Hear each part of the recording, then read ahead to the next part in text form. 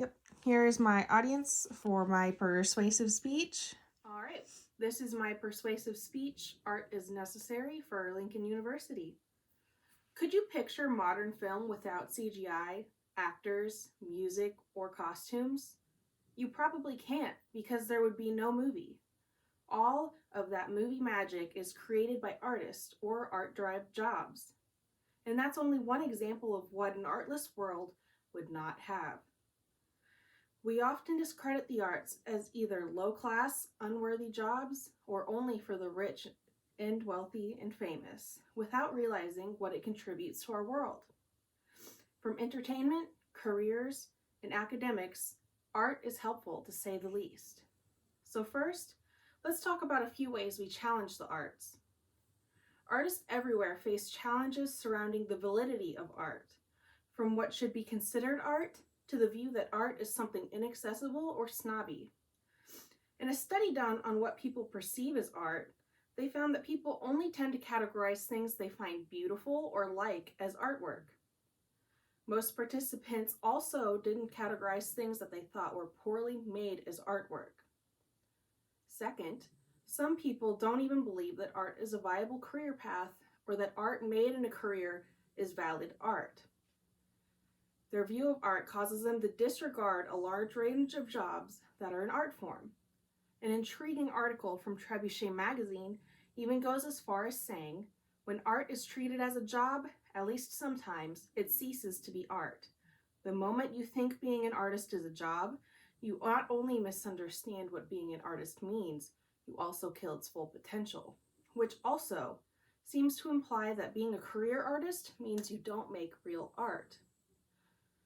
So, people tend to view art as something only for the rich, or that artists only hold a small number of jobs. They close off many job fields that are considered a part of the arts and fail to realize that art is more than what you see in a high-end gallery. So how people view art obviously has an impact on artists. We've put art into some very tight constraints that keep art from being viewed as practical. Here, I'd like to give you some examples of common jobs and activities that involve the arts and that don't require status or snobbery, including the job I'm working towards. To give a short list, here are a number of jobs that pay more than $40,000 a year on average and are in the field of art. Makeup artist, music director, art therapist, graphic designer, multimedia artist, choreographer, industrial designer, and there are so many more out there, most of which don't require more than a bachelor's degree. All of these jobs require you to be proficient in an art form, so it would be ridiculous to call the people who work them anything but artists. Another attainable art job is that of an art teacher, which I'm pursuing right now at Lincoln University. According to Accredited Schools Online, the median salary for art teachers with a master's degree is $64,300 a year. Though they aren't the highest paying jobs out there, they pay well above the poverty line. This means artists have the potential to succeed in a career without being famous, even if others may want you to think otherwise. Even if you're not looking for a career, but just to appreciate art, most galleries are open to the public, as are orchestral concerts, art classes, and much more. So, art is attainable as a career, but why should people consider it besides pay? A career in art has benefits for artists and the people around them. Art benefits students, acting as a confidence booster and a way to have a safe creative space at school.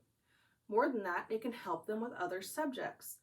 A study done in collaboration with a Slovenian university found that the better the fine arts are integrated into an education, the better students do overall in math, especially geometry.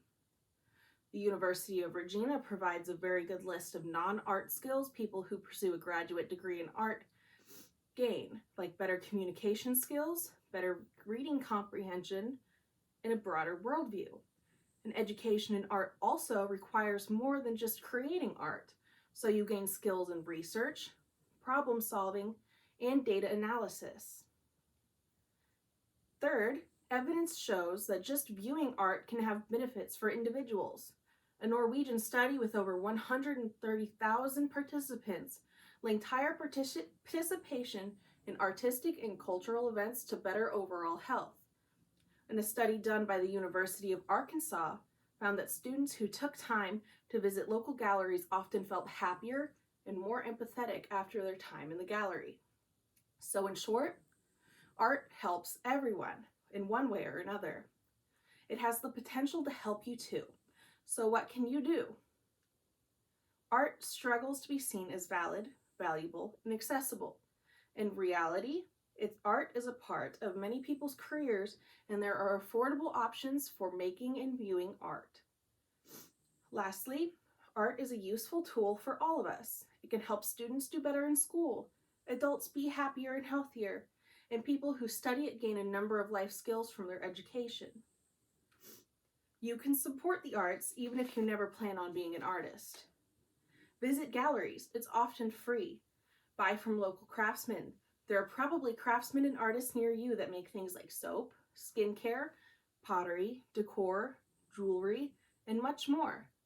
Lastly, encourage the artists around you. By just morally supporting the artists you know, you help the future of art and entertainment develop. Art is everywhere and can be a helpful tool for anyone. So get out there and make or enjoy some art. Audience, again at the end of our speech. Thank you very much.